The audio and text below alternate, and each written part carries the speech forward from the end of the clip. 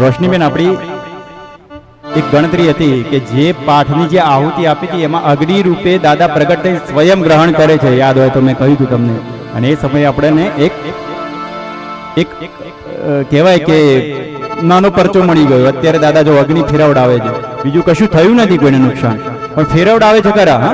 અગરબત્તી કરવી પડી. મેં કહ્યું કે આ રાત્રિનો પાઠ છે પણ એક આવર્તન કરવું પડે. મેહુલ કુમારને વિરાસનમાં આપણે આહુતિ અપાવડાવી હતી. આ પ્રતાપ છે. મેં કહ્યું હતું કે તમને ખબર પડી જશે.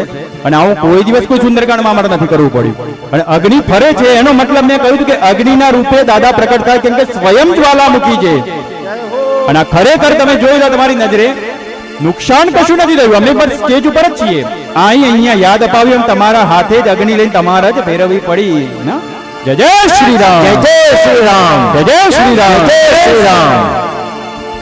તો આવો આ રઘુરાયા છે. 2 વાર રઘુરાયા શબ્દ આવે છે અહીંયા સુંદરકાંડ ની અંદર. બાકી અરણ્યકાંડમાં 6 વખત આવ્યો છે.